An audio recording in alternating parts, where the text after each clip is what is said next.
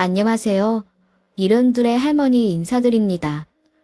제가 하루 중에 가장 느긋하게 기분 전환을 하는 시간은 바로 썰맘 채널을 듣는 시간이에요. 제가 혼자 살아 그런지 가장 좋은 친구가 썰맘 채널이네요. 사실 이 나이에 혼자 산다고 하면 다들 왜 혼자 사냐고 물어봅니다. 뭐 혼자 사는 것보다 남편이나 자식들이랑 같이 살면 좋기야 하겠지요. 그런데 남편도 그렇지만 특히 자식은 정말 자식 나름이잖아요. 자식까지도 아는 놈들 얼굴 보고 사는 것보다 혼자 사는 게 훨씬 나을 때가 있고요. 그래도 자식인데 너무 함부로 말하나 싶으신가요? 제 자식놈들이 저한테 한 말을 들어보시면 아마 여러분들도 더 심한 욕을 해도 싸다고 하실 겁니다. 엄마, 진정하시고 말로 해요. 어차피 엄마 재산 우리한테 물려줘야 하잖아요. 저희 오형제 사이좋게 나눠 가질 테니까 돈부터 내놓으시라니까요. 못된 자식. 니네들 나한테 돈 맡겨놨어? 설령 있다고 해도 니놈들한텐 한 푼도 못 준다. 엄마, 이러시면 안 되죠. 엄마 돈으로 가게 차리려고 다 징계해놨는데 엄마가 갑자기 이러시면 어떡해요. 이게 아직도 정신을 못 차리고 내 앞에서 돈 타령을 해? 니들은 내 자식도 아니야. 그럼 뭐 다른 애들은 나을 것 같아요. 걔네들 다 우리랑 한 통속이에요. 그래, 아주 자랑이다. 오영재가 엄마 버리고 돈 타령만 하는 게 뭐 잘한 일이라고 떠들어. 니들 아들 5놈들 다 앞으로 내 자식 아니야. 그렇게 알아. 애미보다 돈부터 챙기는 자식놈들 참 기가 막히죠. 그래도 엄마 앞에서 어떻게 저럴 수가 있나 싶으실 거예요. 저는 자식들에게 버림받고 노숙자 신세가 되는 참 기구한 인생을 살았습니다. 그럼에도 어떻게든 버티다 보니 생각하지도 못했던 일이 생기기도 하더군요. 그 덕에 애미 버린 놈들과도 속 시원히 끝낼 수 있었네요. 제 인생이 불쌍해 그동안은 마음껏 얘기할 수도 없었지만 그래도 우리 썰맘 구독자분들께는 한번 털어놓고 싶어졌어요. 그래서 용기 내어 제 지난 날을 이야기해볼까 합니다. 어릴 적 태어나 보니 우리 집은 참 가난했었어요. 집이 가난한 죄로 저는 20살이 되자마자 팔려가듯 재취자리로 시집을 가게 됐죠. 그래도 남편이 참 좋은 사람이었습니다. 큰오빠처럼 저를 푸근히 품어주는 사람이라 제가 많이 의지했었네요. 또 전 부인에게서 낳은 3 아들이 있었는데 그 애들도 저를 잘 따랐어요. 그러다 제가 아들들로 더 낳아 5형제를 기르게 됐습니다. 5형제 모두 큰 말썽 없이 잘 자랐고 남편이 시작한 사업이 성공을 거두며 가난에서 벗어나 여유 있게 살게 됐네요. 남편 사업이 잘 되면서 회사를 큰아들이 물려받을 준비를 하게 되었습니다. 그래서 큰애는 남편 회사에서 함께 일했어요. 그런데 별다른 문제 없이 잘 굴러가고 있는 줄 알았던 회사에서 남편이 곤란해지는 일이 생겼어요. 무리하게 투자를 밀어붙였던 게 남편 발목을 잡았고 대출을 끌어다 쓰다 그 돈을 갚지 못하는 상황에 이르렀습니다. 처음에 저는 그저 그게 그렇게 큰 위기인지 모르고 있었습니다만 하루는 아들들이 다 찾아온 걸 보고 이번에는 예감이 좋지 않음을 감지하기 시작했네요. 발을 쿵쿵대며 멀리서부터 시끄럽게 아버지를 찾는 큰아들을 붙잡고 제가 조심스레 물었습니다. 니들 오형제가 한 번에 다 어쩐 일이야? 아버지 회사 때문에 온 거니? 상황이 그렇게 안 좋은 거야? 되고 아버지 어디 계세요? 회사 상황이 이런데 아버지 지금 어디 계시냐고요? 대체 무슨 일인데 그래? 어떤 상황인지 말이라도 좀 해주고? 그때였습니다. 서재방에 있던 남편이 자신을 찾는 아들들 목소리에 밖으로 나왔어요. 왜들 이렇게 소란이야? 니들 아버지 여기 있다. 나를 왜 찾아?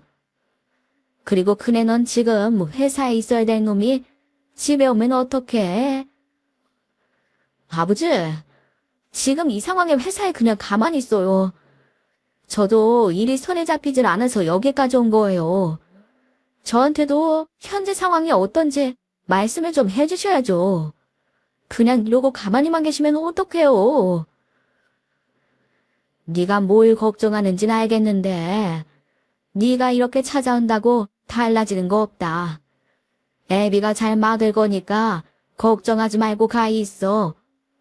그리고 네가 첫째면 동생들 걱정하지 않게 잘 다독여야지. 집까지 애들을 다 데리고 오면 어떡해? 그거야 애들도 걱정돼서 온 거죠. 아버지 회사 일이 어디 남의 일이에요? 그러자 옆에서 듣고 있던 둘째가 나섰습니다. 그래요 아버지. 이건 형 말이 맞아요. 아버지 회사 일이잖아요. 그러니 우리도 신경을 써야죠. 근데 아버지, 대출 받은 돈이 얼마나 되시는 거예요? 아버지 재산 처분하고도 감당이 안 되는 돈이에요? 혹시 우리 물려줄 유산까지 다 팔아야 되는 건 아니죠? 그쵸? 그건 니들이 알 거 없어. 그리고 내가 아직 돈을 10% 깼다고 살아있는데 벌써 유산 타령이야? 니들 나한테 뭐 유산 맡겨놨어? 뭐 그런 건 아니지만 어차피 아버지 돌아가시면 지금 재산 우리 오형제가 나눠 갖게 되는 거잖아요. 그러니 대출받은 거 상환하고 나면 얼마나 남을지 우리도 알고 있어야죠. 맞아요, 아버지. 둘째 말대로 저희가 물려받게 될 유산인데 신경 쓰이는 게 당연하죠. 혹시 채무가 너무 많아서 우리한테까지 피해오고 그럼 어떡해요? 그러니 속 시원히 말씀 좀 해보세요. 나중엔 저희까지 길거리에 나가는 거 아니에요? 너희들 결국은 그거 궁금해서 온 거냐? 걱정 마라. 니들한테 피해가게 하네. 누가 보면 니 애비 벌써 다 망해서 쪽박 차는 줄 알겠다. 애비가 알아서 처리할 테니까 소란 피우지 말고 그만들 가봐. 남편은 이것저것 캐묻는 아들들을 서둘러 돌려보냈습니다. 그러더니 심란했는지 연거푸 담배를 피더군요. 여보, 지금 상황이 많이 안 좋은 거죠? 나한테라도 솔직하게 말해봐요. 뭐가 어떻게 된 거예요? 상황이야 좋지 않지. 그렇지만 내가 어떻게든 해결 방법을 찾아보고 있으니까 당신은 너무 걱정 마. 남편이 못나서 우리 부인까지 걱정하게 만들고 내가 미안하네. 당신은 뭘 그런 말을 해요, 부부 사이에. 다 잘 해결될 테니까 너무 염려하지 말아요. 남편의 축 처진 어깨를 보며 제가 해줄 수 있는 건 격려밖에 없었습니다. 그리고 제발 남편의 일이 잘 해결되기를 빌고 또 빌었지요. 하지만 아무도 제 기도를 들어주지 않더군요. 남편 회사는 결국 부도가 났고 남편은 그 충격을 이기지 못한 채 세상을 떠나고 말았습니다. 남편 발인을 마치고 돌아와 아들들은 저희 집에 모여 앉았습니다. 당장 남편이 남기고 간 빚을 어떻게 해결해야 할지 의논을 해야 했어요. 큰아들은 제게 어떻게 할 거냐며 단도직입적으로 묻더군요. 엄마, 상속 문제 어떻게 하실 건지 결정하셨어요? 저는 상속 포기해요. 회사 부도나면서 쫓겨났는데 제가 이 상황에 어떻게 아버지 빚을 갚겠어요. 암튼 저는 상속 포기할게요. 그래 알았다. 그네 너는 다니던 직장까지 잃었으니 당장 생활도 쉽지 않을 거고. 그럼 다른 애들은 어떻게 의논한 거야? 결정들 했어? 제 물음에 남은 아들들은 갑자기 눈치를 보더니 넷째가 조심스럽게 입을 열었어요. 엄마, 저희 오형제 모두 재산 상속 포기하기로 했어요. 남은 재산 몇 푼 받자고 그 빚까지 다 떠안을 순 없잖아요. 그런데 한 가지 걸리는 게 있어요. 우리가 다 상속 포기하면 이거 다른 친척들한테 넘어가는 거 아니에요? 그럼 아빠 형제들한테 면목 없을 것 같은데. 그러지 말고 아예 어머니가 다 상속하는 건 어떠세요? 우리는 안 되고 그렇다고 친척들한테 짐을 넘길 수는 없고 엄마 말곤 방법이 없잖아요. 넷째 말에 듣고 있던 다른 아들들도 동의했습니다. 자기들 사정 한 번만 봐달라면서 매달려 애원하더군요. 알았다. 나도 너희랑 같은 생각이야. 괜히 이 문제로 친척들한테까지 패 끼치고 싶지 않다. 면목도 없고. 그리고 니들 가정 이뤄 사는 것도 힘들 텐데 너희 아버지가 남기고 간 빚까지 갚으려면 그게 어디 보통 일이겠니? 거기다 네 아버지가 지고 간 빚이니 내가 갚는 게 맞지. 그냥 이 애미가 다 떠안으마. 그러자 첫째는 제 손을 덥석 잡았어요. 엄마, 정말 감사드려요. 엄마가 큰 결심해 주셔서 저희가 마음이 놓여요. 역시 우리 엄마가 강단이 있으셔. 얘들아, 안 그러냐? 아들들은 제 선택을 격려하며 연신 고마워했습니다. 쉬운 결정은 아니었지만 자식들에게도 또 남편 형제들에게도 피해를 끼칠 수 없어 결심했던 거예요. 그 후 남편 유산은 몽땅 다 빚 갚는 데 쓰고 겨우 살던 집 한 채 남았더라고요. 텅 빈 집에 혼자 앉아있는데 첫째가 절 찾아왔습니다. 엄마, 뭐 좀 여쭤볼 게 있는데. 이 집 말이에요. 어떻게 하실 거예요? 실은 아버지 그렇게 가시는 바람에 물려받은 재산 한 푼도 없잖아요. 솔직히 저 진짜 먹고 살기 힘들어요. 저 아버지 회사 그렇게 되고 오갈 데 없는 거 아시잖아요. 오늘 내일 하면서 당장 먹고 살 걱정하면서 살아요. 그래서 말인데 엄마 이 집 팔아서 저 나눠주시면 안 돼요? 이 집을 팔라고? 아니 이 집마저 팔아버리면 이 애미는. 엄마, 아들이 5이나 있는데 뭘 걱정하세요. 오형제가 싹 다 엄마 무시하기라도 하겠어요? 그건 그렇지만 그래도 집을 팔라니. 네 아버지랑 몇십 년을 산 집인데. 알죠. 그걸 제가 왜 모르겠어요. 엄마 근데 제 처지를 한번 생각해 보세요. 회사 물려받는 것도 다 물건 넣어가고 이 나이 먹고 취업하려니 저 받아주는 데도 없어요. 저 진짜 요즘 살맛이 안 나요. 회사 부도나면서 아무것도 못 받은 저 불쌍하지도 않으세요. 애들은 커가는데 저 이제 진짜 뭐 먹고 살아요. 큰아들은 제 앞에서 자기 신세를 한탄하며 울음을 터뜨렸습니다. 그래, 큰애 고생이 심했겠구나. 미안하다. 엄마가 아들 사정 하나 헤아리질 못했어. 알았다. 이 집 팔아서 너 나눠주마. 이 집 한 돈 너 줄 테니까 그만 울어.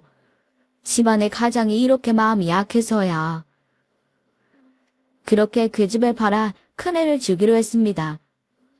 그런데 그게 알려지니 다른 아들들이 찾아와 우리도 집 한 돈 달라며 저를 몰아붙이기 시작했어요. 그래서 우영재 성화에 못 이겨 어쩔 수 없이 집을 팔았고 집을 판 돈 모두 5 아들들에게 순식간에 다 빼앗기고 말았네요. 이후 저는 그 집에서 나와야 했습니다. 이삿날이 되어 제 옷까지만 겨우 챙겨 나왔는데 아들 녀석들 한 명도 코빼기를 보이지 않는 겁니다. 저는 서운한 맘 달래가며 큰아들 집으로 향했습니다. 그런데 큰아들 집에 가보니 아들이랑 며느리는 없고 모르는 아줌마 한 명이 나오는 거예요. 안녕하세요. 여기 우리 아들 집인데 우리 아들이랑 며느리 어디 갔어요? 새로 일하시는 분이신가? 예? 아주머니 무슨 말씀이세요? 제가 이 집 사는 사람인데 혹시 집 잘못 찾아오신 거 아니에요? 잘못 찾아오다뇨. 1403호 여기 맞는데. 아, 전 주인 찾아오셨나 보다. 그분들 3일 전에 이사 갔는데 혹시 모르셨어요? 이사를 가다니요? 그럴 리가요. 저한테는 그런 말 없었는데 뭐 잘못된 거 아니에요? 잘못되다니요. 우리 다 계약서 쓰고 이 집 매매한 거예요. 아휴. 아무튼 이제 여기 아드님 집 아니니까 그만 가보세요. 문 앞에 혼자 남겨진 저는 그 상황이 너무나 황당했습니다. 그리고 뭔가 잘못됐다는 걸 느끼고 당장 첫째에게 전화 걸었어요. 큰애야, 나 지금 너희 집에 왔다가 깜짝 놀랬다. 어떤 아주머니가 너 3일 전에 이사 갔다고 하던데 이게 어떻게 된 일이야? 너 정말 이사 갔어? 네. 근데 그건 왜 물어보시는데요? 무슨 일 있어요? 얘는 나 오늘 이삿날이라고 말했잖아. 그래서 짐 빼서 너희 집 왔는데 이사 갔대서 전화한 거다. 나 너희 이사 간 집 주소 좀 보내줘라. 지금 바로 출발하게. 저기 엄마, 우리 엄마 못 모셔요. 식구 하나 누는 게 얼마나 무서운 건데요. 엄마 모시고 살다 우리 길거리에 나 앉으면 엄마가 책임지실 거예요. 우리라도 살아야죠. 받은 것도 없는데 효도까지 기대하지 마시고요. 돈 한 푼 없는 부모 부담스러우니까 이제 연락하지 마세요. 어차피 저 이제 번호도 바꿀 거라 연락도 못 받겠지만요. 그냥 큰아들은 이제 없는 자식이다 생각하시는 게 어머니도 편하실 거예요. 아시겠죠? 그럼 끊습니다. 뭐라 대답할 겨를도 없이 아들은 매몰차게 전화를 끊었습니다. 끊긴 전화를 붙잡고 얼마나 당혹스러웠는지 아시나요? 너무 분했지만 그래도 다른 아들들이 있으니 그 애들을 믿었어요. 하지만 상황은 크게 다르지 않았습니다. 둘째 애들 집에 가봤더니 그 집도 역시나 빈집이더군요. 혹시나 하는 맘에 둘째에게 전화했더니 아예 없는 번호라는 안내 메시지만 나올 뿐이었네요. 그리고 그건 셋째, 넷째 다 마찬가지였습니다. 아들들 다 저 몰래 이사를 가서는 주소까지 바꿔버린 겁니다. 그나마 막내 하나나마 지푸라기라도 붙잡는 심정으로 연락을 했어요. 막내야, 애미다. 애미가 지금 갈 곳이 없어. 지금 너희 집으로 가마. 엄마, 잠깐만요. 저희 집에 오시다니 그게 무슨 말이에요? 제가 엄마를 어떻게... 아니, 엄마를 내가 왜 모셔요? 그게 무슨 말이야? 니들이 나눠 가져야 한다며 나한테 하나 남은 집 뺏었으면 엄마를 거두는 게 당연하지. 그럼 너 엄마 모르는 척 할 거야? 엄마, 그럼 저한테 이러지 마시고 큰형한테 가세요. 사실 엄마 모실 거면 첫째가 모셔야 되는 거 아니에요. 저한테 부담 주지 마시고요. 얘 막내야. 네 큰형 이미 다른 데로 이사 갔어. 집 주소도 안 알려주고 자기 찾지도 말랜다. 다른 애들도 마찬가지고. 그러니까 네가 나 좀 거둬다오. 응? 뭐 갈 데 없는 애미 이렇게 버릴 거야? 아니 형들도 안 모시는데 내가 엄마를 뭐하러 모셔요. 그리고 나도 이미 엄마 찾아올까봐 다른 동네로 이사했어요. 아마 엄마 받아주는 자식 없을 거예요. 뭐? 뭐가 어째? 집 한 돈마저 가져갔으면서 이제와 어미를 모르는 척해? 집 뺏고 나니 볼일 다 봤다 이거야? 그가 뭐 집 내놓으라고 협박이라도 했어요. 엄마 본인이 줘놓고 왜 우리한테 난리예요. 아무튼 난 엄마 못 모시니까 그렇게 아세요. 정 갈 데 없으시면 어디 친척집이라도 가서 더부살이라도 하시던지요. 이만 끊어요. 그렇게 막내마저 성급하게 전화를 끊었습니다. 전화를 끊고 나니 제 눈에서는 눈물이 줄줄 흐르더군요. 아들 5이 저를 버릴 줄은 정말 상상도 못했습니다. 철행한 제 신세에 그저 눈물만 나왔어요. 받아주는 것도 없이 저는 순식간에 노숙자 신세가 되어 있었던 거예요. 그 당시 죽지 못해 살아가며 자식들에게 버림받은 제 자신을 자책하며 살았습니다. 내 새끼들한테도 버려졌으니 실패한 인생이라 생각하면서요. 하지만 그런 와중에도 죽는 것은 무서웠던지 그래도 살아야겠다고 저 살궁리를 하게 되더군요. 노숙자 쉼터라는 곳을 알게 되어 그곳을 오가며 하루하루 염려하며 살았네요. 하루는 광장 같은 곳에 앉아있는데 80은 넘어 보이는 할머님이 우두커니 앉아있는 게 보였어요. 길을 잃었나 싶어 다가가 말을 걸었습니다. 저기 할머니, 혹시 길 잃으셨어요? 왜 여기 혼자 앉아 계세요? 제가 물어보니 할머님은 아무 말도 없이 제 얼굴을 빤히 쳐다보더군요. 할머니, 안 들리세요? 왜 여기 혼자 앉아 계시냐고요? 누구 아는 사람이라도 기다리세요? 언니, 왜 이제 왔어? 내가 얼마나 배고팠는 줄 알아? 나 언니 기다리느라 한 끼도 못 먹었어. 네? 언니라뇨? 저를 아세요? 언니, 나 배고프다니까. 빨리 밥 먹자, 응? 할머니가 저를 언니라고 부르며 밥을 달라고 하시길래 일단 뭐라도 드려야 할 것 같아서 무료 급식소에 모셔갔어요. 그리고 할머니 상태가 평범하지 않다는 걸 알았지요.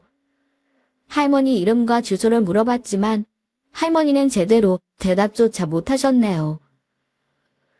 할머니, 이름이 어떻게 되세요? 사시는 곳은요? 저한테 말씀 좀 해보세요. 네? 몰라. 경옥이는 아무것도 몰라. 할머니, 자꾸 모르신다고만 하면 어떡해요. 뭐라도 얘기를 해보셔야죠. 그래야 집을 찾아드리죠. 모른다니까. 나는 아무것도 몰라. 그러니까 경옥이는 앞으로 언니랑만 있을 거야. 그러니까 언니가 나 지켜줘. 알았지? 제가 몇 번을 물어봐도 할머니는 모른다는 말만 반복하셨습니다. 짐도 없이 맨몸으로 나온 할머니를 보고 나와 같은 처지란 생각이 들었지요. 쫄딱 망해 집 뺏기고 자식에게 버림받은 나처럼 할머니도 치매에 걸려 버려진 건 아닐까 싶어 나라도 할머님을 진심으로 챙겨드리기로 마음먹었습니다. 그래서 그 후로 할머님과 함께 지냈어요. 무료 급식소에 모시고 다니면서 할머니 끼니를 챙겨드렸고 할머니는 그런 저를 언니라고 부르며 잘 따라주셨죠. 하루는 평소처럼 급식소에 가기 위해 일어나려는데 할머니가 제 얼굴을 가만히 들여다보시는 거예요. 그리고는 말을 거셨습니다. 저기, 내가 그동안 아주머니께 신세를 졌나 봅니다. 그렇지요?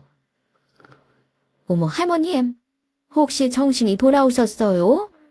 좀 괜찮으세요? 그럼요. 나 괜찮아요. 그동안 나랑 같이 있으면서 신경 써준 것 같은데 정말 고마워요. 나 돌보는 거 힘들었지요? 아니에요. 하나도 힘들지 않았어요. 할머님이 계셔서 말벗도 되고 의지도 되고 얼마나 좋았는데요. 저긴 치매 걸린 노인네가 패나 안 깨쳤는지 모르겠네.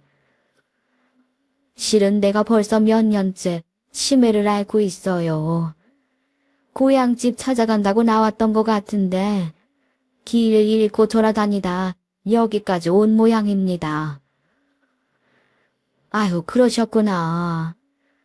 저는 그냥 맨몸으로 계시길래 혹시 자식들한테 쫓겨난 건 아닌가 싶어 마음이 쓰였었는데 이제라도 정신이 돌아오셔서 정말 다행이에요. 할머님은 고맙다면서 연신 인사를 하셨고 이후 조심스럽게 질문을 하셨어요. 아니 근데 얼굴도 곱고 젊어 보이는 양반이 왜 거리에서 이런 신세로 지내고 있어요? 고아하니 노숙자로 지낼 사람은 아닌 것 같은데. 그냥 좀 사정이 있어서요. 할머님은 안쓰러운 눈으로 저를 바라보셨지요. 그 눈빛을 보니 저도 제 사정을 털어놓고 싶어졌어요. 할머니 그게요. 제가 우리 아들들한테 버림을 받았어요. 그래서 떠돌아다니다가 이렇게 노숙자 신세가 됐네요. 자식들이 버리다니요. 아니 엄마를 왜? 예전에 남편이 사업을 크게 했어요. 그러다 부도가 났는데 빚 다 갚고 나니 딱 살던 집 하나 남았죠. 근데 자식들이 그 집을 내놓으래요. 그렇게 집 한 돈 자식들에게 뺏겼는데 오형제나 되는 아들놈들이 알거지된 엄마 책임지기 싫어하는 거예요. 아예 주소까지 바꾸고 자취를 감추더군요. 참 기가 막히죠? 그래서 자식들한테 쫓겨나고 갈 곳 없으니 이렇게 된 거죠 뭐. 아이고, 은혜를 원수로 갚아도 정도가 있지. 못된 놈들. 아유, 그래서 우리 아주머니 표정이 이렇게 슬퍼 보였구나. 다른 사람도 아니고 자식들이 그런 숨을 줬으니 마음이 얼마나 아팠을 거야. 할머니는 제 손을 잡고 저를 위로해 주셨어요. 이 꼴이 되고 누구 앞에서 우는 건 처음이라 그냥 펑펑 울고 말았네요. 그렇게 한참을 울다 할머님 정신이 돌아오셨을 때 얼른 가족들을 찾아드려야겠다는 생각이 들었습니다. 그래서 얼른 근처 파출소로 할머님을 모시고 갔어요. 그리고 얼마 후 할머님 아들 내외로 보이는 어느 중년 부부가 들어오더군요. 어머니, 그동안 어디 계셨던 거예요? 제가 얼마나 찾았는지 아세요? 나 때문에 놀랬지? 미안하다. 어디 아프신 데는 없으세요? 다치신 데는요? 정말 괜찮으신 거예요? 그럼 괜찮지. 여기 옆에 있는 아주머니가 며칠 동안 날 지극정성으로 돌봐주셨어. 그 덕에 내가 생채기도 하나 없다. 할머니는 저를 가리키며 제 덕분에 살았다고 하셨고 아들은 고맙다며 제게 허리 숙여 인사했습니다. 아주머님, 정말 감사드립니다. 저는 진짜 우리 어머니 어떻게 되셨을까봐 걱정했는데 다 아주머님 덕분이에요. 뭘요? 저는 한 것도 없는걸요. 그럼 아드님 만나셨으니 저는 이만 가볼게요. 그때 할머님이 저를 붙잡으며 말씀하셨어요. 아니지. 이렇게 가면 어떡해? 나 돌봐주는 애 갚을 수 있게 해줘야지. 그러지 말고 같이 우리 집으로 가요. 아들아, 우리 집에 방 남는 거 있지? 아주머니 좀 그곳에서 지내시게 해라. 네, 그럼요. 아주머니, 저희 어머니 은인이신데 어떻게 그냥 보내드릴 수가 있나요? 사양 마시고 저희 집으로 가세요.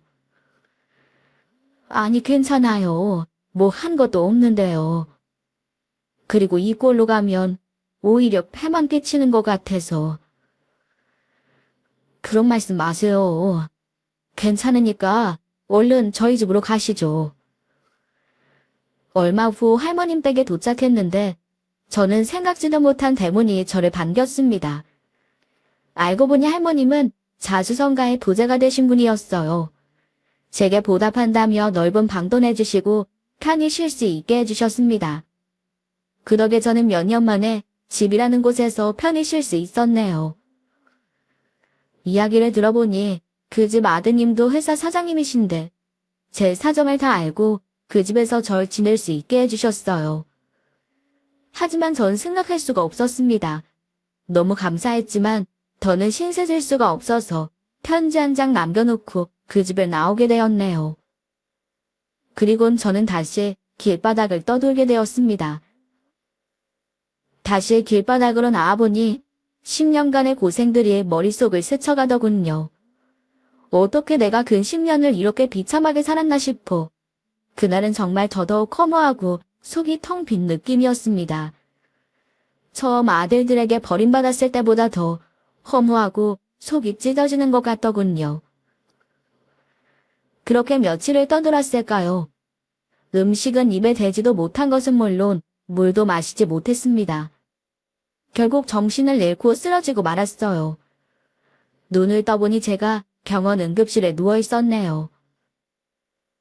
의식이 돌아온 저를 보고 의사가 다가와 영양실조로 쓰러져 실려왔다면서 이번에 검사를 더 받아봐야 한다고 하더군요.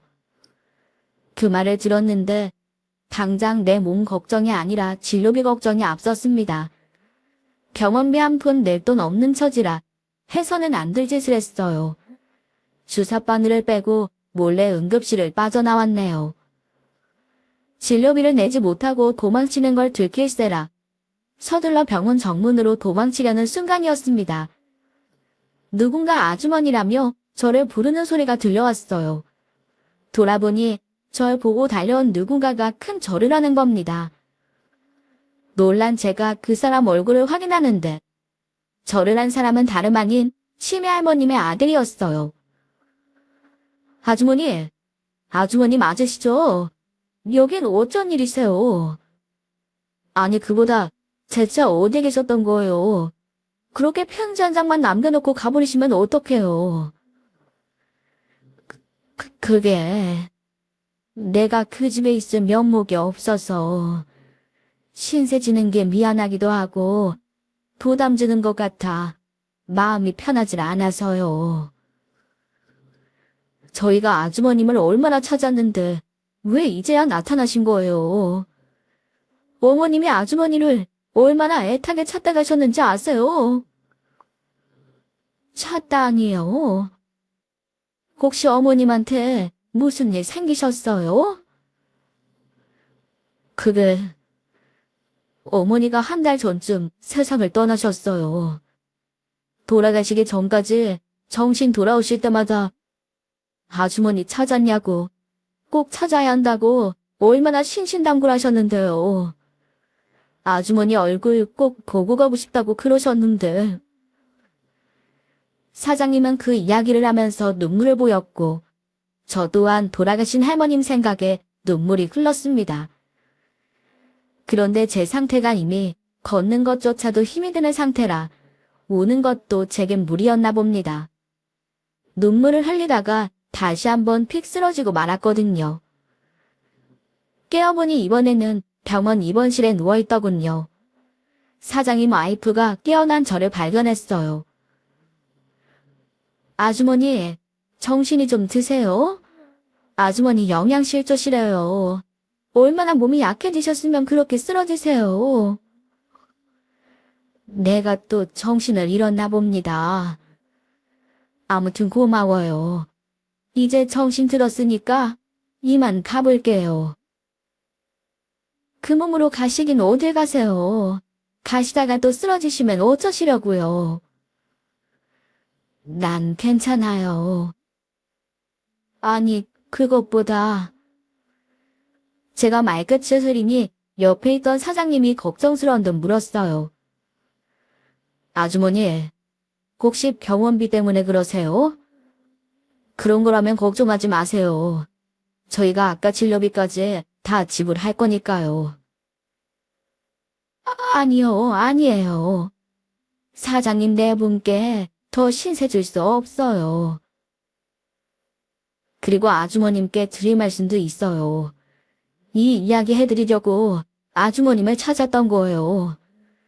그러니까 잠깐만 계셔주세요. 무슨 얘긴데요? 뭐 중요한 이야기예요? 실은 어머님께서 돌아가시기 전에 유언을 남기셨어요. 유언이라니요? 그걸 왜 제게 말씀하시는지. 아주머니, 놀라지 말고 들으세요. 어머님께서 돌아가시기 전에 유언으로 아주머니 앞으로 건물을 남기셨어요. 예? 건물이라니요? 유언은 뭐고 건물을 남겼다는 말은 또 뭐예요? 그러니까 내가 너무 갑작스러워서. 믿기지 않으시죠? 그렇지만 장난치는 거 아니에요.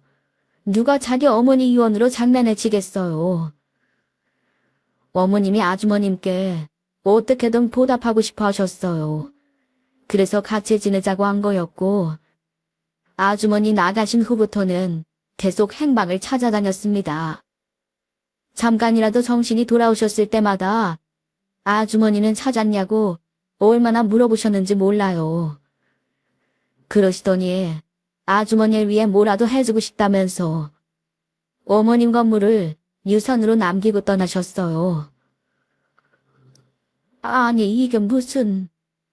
난 할머님께 해드린 게 없는데 그냥 같이 있었던 것 말고는 없어요. 근데 내가 어떻게 그 귀한 건물을 받겠습니까? 아주머니께서 하신 게 왜 없으세요?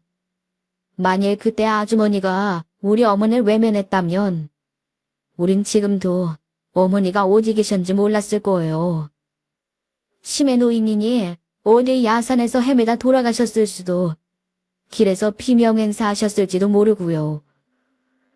아주머니가 돌봐주시고 친언니처럼 대해주신 덕에 어머니가 건강하게 우리 품으로 돌아올 수 있었다고 생각해요.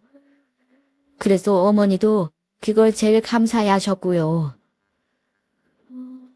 그래도 내가 뭐 다라고 한 일도 아니고 나도 어머님께 의지하면서 얼마나 위로 많이 받았는데요. 그러니 유산까지 받을 순 없어요. 사장님, 저 그 말 못 들은 걸로 할게요. 안 돼요, 아주머니. 어머님 마음이니 부디 거절하지 말아주세요. 그래도 부담되시면 힘든 상황에서도 선하게 살아온 대가 받는 거다, 그렇게 생각하고 받아주세요. 아주머니께서는 저희 어머니 건물 받으실 자격 충분하세요. 저는 결국 사장님 내외의 끈질긴 설득에 유산을 받게 되었습니다. 하지만 유산을 받고 나서도 몇 달 동안은 그 유산에 손을 대지 못했어요. 무엇보다 그걸 어떻게 써야 할지 자신이 없었지요. 그러다 어느 날 할머님이 주신 유산을 노숙자들을 위해 써보면 어떨까 싶었습니다. 나처럼 딱한 사정으로 떠돌게 된 사람들을 위해 제가 뭐라도 할 수 있으면 좋겠다 싶더군요. 사장님 내외도 좋은 생각이라고 동의해 곧바로 할머님이 주신 건물을 팔게 되었고, 저는 그 돈을 노숙자들을 후원하는 데 기부했습니다. 그러자 어디서 그렇게 소문이 퍼진 건지 같은 신세였던 제가 기부를 했다는 소식은 빠르게 퍼져나가기 시작했어요. 그러다 인터뷰 요청이 쇄도하며 신문사 인터뷰까지 하게 됐네요. 신문 인터뷰를 하니 금세 제 이야기가 퍼져나갔고, 생각지도 못했던 사람이 저를 찾아오는 일도 있었습니다. 10년 전 저를 버린 첫째 아들이 나타난 거예요. 네가 갑자기 여길 어떻게... 내가 여기 있는 건 어떻게 알고 온 거야? 엄마, 그동안 여기에 계셨던 거예요. 10년 동안 제가 엄마를 얼마나 그리워했는데. 얼마 전에 엄마 신문 나오신 거 그거 보자마자 한달음에 달려온 거예요. 엄마가 그렇게 힘들게 사셨는지 몰랐어요. 엄마 모른 척한 제가 죄인이에요. 용서해 주세요.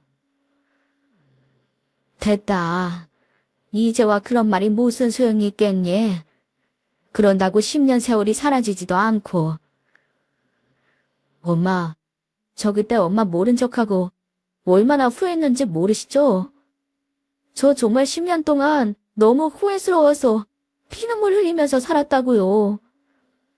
못난 불효자 용서하시고 이제라도 저희 집에서 같이 지내세요. 앞으로 제가 모실게요. 늦었지만 엄마 곁에서 효도하면서 아들 노릇하게 해주세요. 네? 됐다. 자식들한테 효도받을 길에 접은 지 오래다. 다시는 보고 싶지 않으니까 이만 가봐. 제가 반응하지 않자 이번에는 옆에 있던 큰며느리가 나섰습니다. 어머니, 지금 상처받으셔서 이러시는 거 알아요. 그렇지만 저희가 이렇게 사죄드리잖아요. 그러니 이번 한 번만 용서해 주세요. 이 사람 어머니 그렇게 하고 정말 매일매일 후회하면서 살았어요. 그러니까 이제 그만 용서해 주시고 저희 집으로 가세요. 글쎄다. 나 솔직히 지난 10년간 살아도 사는 게 아니었다. 날 이렇게 만든 내 자식들 밉기도 하고 원망도 했어. 그 마음이 어떻게 한순간에 사라질 수 있겠니? 난 아직 너희를 볼 자신이 없다. 그럼요. 엄마 마음 다 이해해요. 얼마든지 화내고 더 미워하셔도 좋으니까 저희 집으로 오세요. 어머니 혼자 이런 곳에 두고 저 그냥 못 가요. 엄마, 우리랑 같이 가실 때까지 저 여기서 무릎 꿇고 있을 거예요. 아들과 며느리가 눈물을 흘리며 용서를 구하는데 끝까지 모른 척할 수가 없었어요. 어미를 찾아와 사죄하는 큰아들의 진심을 받아주기로 했죠. 큰애는 제 손을 잡고 기뻐했고 아들이 웃는 걸 보니 제 마음도 풀어주더군요. 그래서 곧바로 큰아들의 집으로 거처를 옮기게 되었습니다. 큰아들 내외는 제게 한 상 대접하겠다면서 식사를 준비했고 저는 아들네 집에 오자마자 잠이 들었습니다. 늘 쪽잠을 자다 오랜만에 편한 곳에 누워 아주 달게 잠을 잤지요. 몇 시간이나 잔 건지 저녁이 되어서야 눈을 떴습니다. 눈 떠보니 둘째 아들 내외도 와 있는지 목소리가 들리더군요. 반가운 둘째 목소리에 나가 아는 척을 하려다 바깥에서 들려오는 대화 소리에 발걸음을 멈췄습니다. 형, 그러니까 엄마한테 돈 있는 거 확실한 거지? 설마 우리 지기 싫다고 한 푼도 안 남기고 다 기부한 거 아니야? 에이, 그럴 리가. 그래도 몇 억은 남겨두셨겠지. 어쨌든 우리 앤 엄마 잘 구슬려서 돈이나 뜯어내면 되는 거야. 알았지? 당연하지. 근데 형 대박이다. 난 엄마가 절대 안 오실 줄 알았거든. 아무리 자식이지만 집 뺏고 노숙자 만드는 게 용서가 되는 일이야? 그러니까 처음엔 그냥 가라고 해서 나도 안 되겠구나 했다니까. 근데 내가 무릎 꿇고 애절하게 매달리니까 눈빛이 막 흔들리더라고. 엄마도 참 한심하지. 우리한테 또 속냐? 내 말이. 참 형, 그럼 엄마한테 돈 받으면 형이 모시고 살 거야? 야, 내가 미쳤냐? 엄마를 모시게. 그때처럼 또 튀어야지 뭐. 그리고 내가 엄마 모셔왔으니까 너희보다 내가 돈 더 챙기는 거 잊지 마라. 애들한테도 말해놨지? 걱정 마. 애들도 큰형 목 더 챙겨가는 거 동의했어. 그나저나 우리 엄마 돈 얼마나 남겨놓으셨을까? 노숙자들한테도 그 정도 돈을 기부하신 걸 보면 우리한테도 옥소리 나게 챙겨주시겠지. 사방님 당연하죠. 아들들이라면 껌뻑 죽는 어머님이신데 그래도 몇 억씩은 주실 거예요. 돈 받을 생각하니까 벌써 막 신난다. 동서도 그렇지? 그럼요. 저 그 돈 받으면 백화점 가서 가방부터 살 거예요. 신상 나온 걸로 싹 바꿔야지. 큰애와 둘째는 물론 옆에 있던 며느리들까지 당장 돈 받을 생각에 지들끼리 아주 신이 났습니다. 그리고 그 이야기를 들은 제 몸은 막 떨리고 있었죠. 면전에 욕을 퍼부어도 모자란 놈들이지만 그래도 잘못했다는 말을 믿고 따라왔는데 또다시 절 이렇게 배신할 줄은 몰랐어요. 제 재산을 노리고 찾아왔을 거라곤 상상도 못했습니다.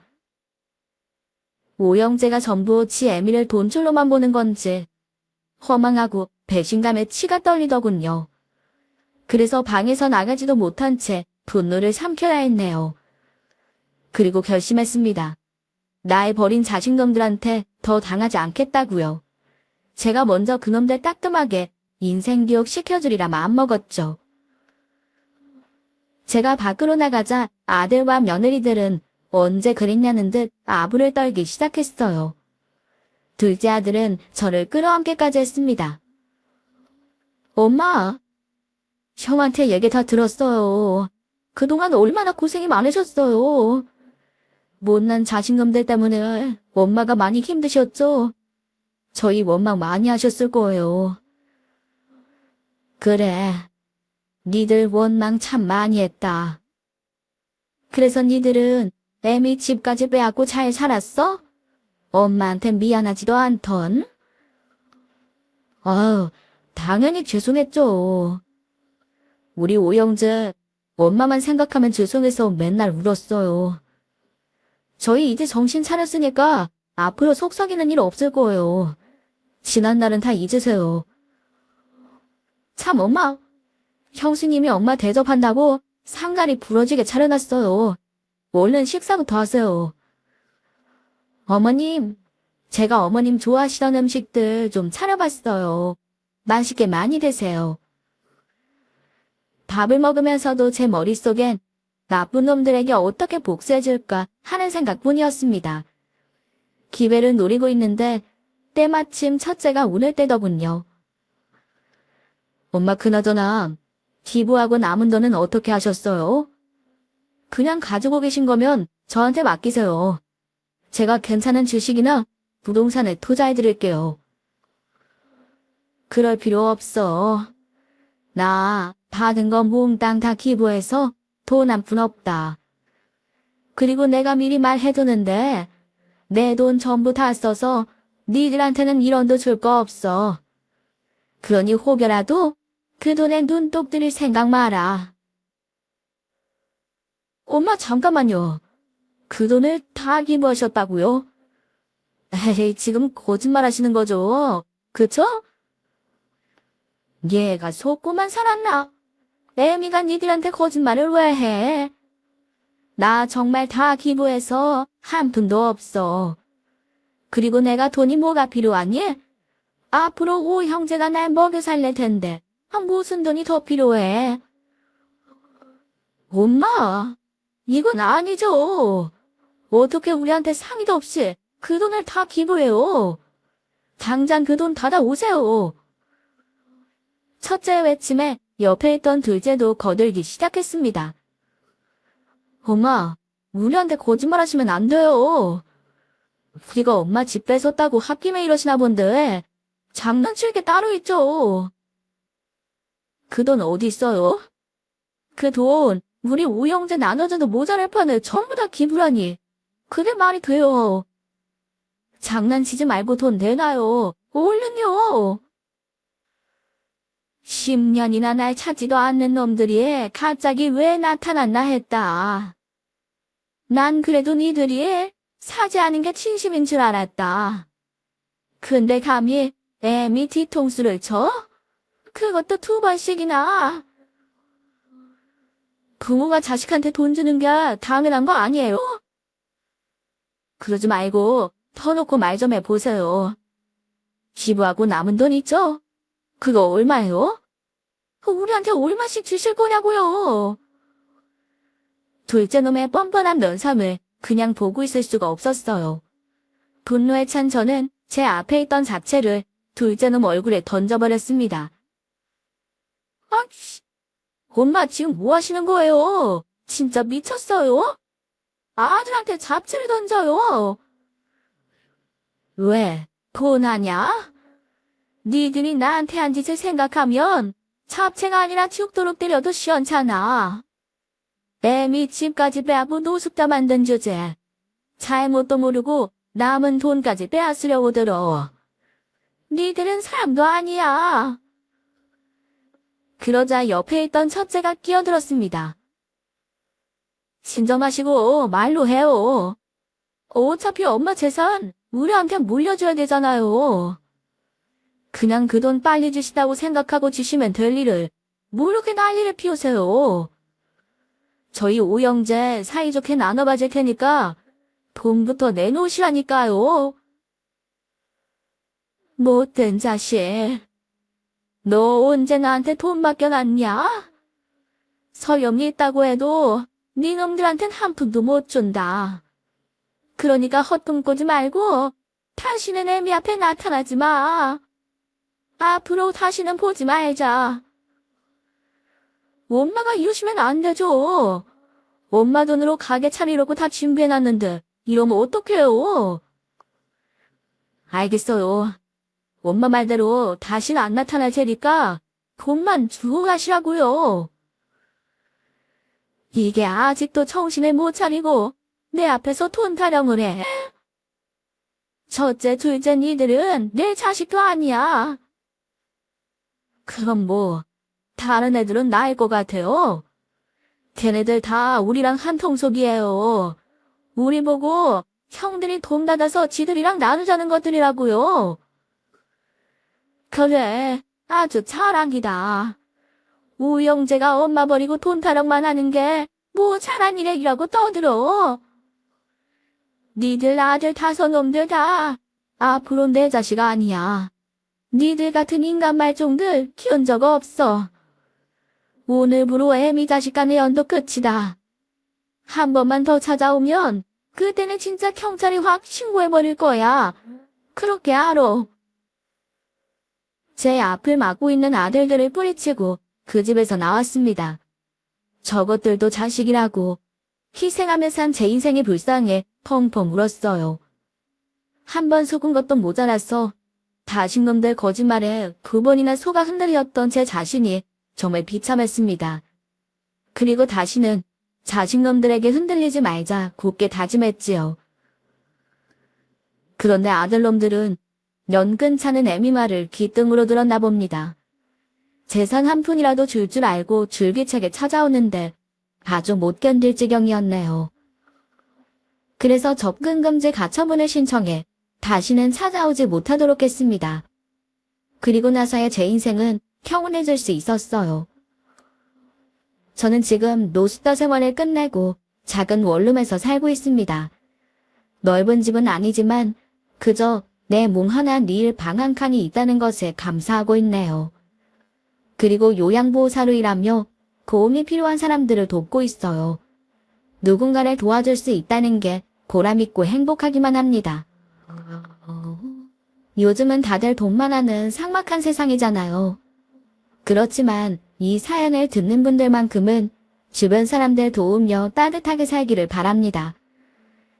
그럼 이만 제 사연을 마칠게요. 끝까지 들어주셔서 감사합니다.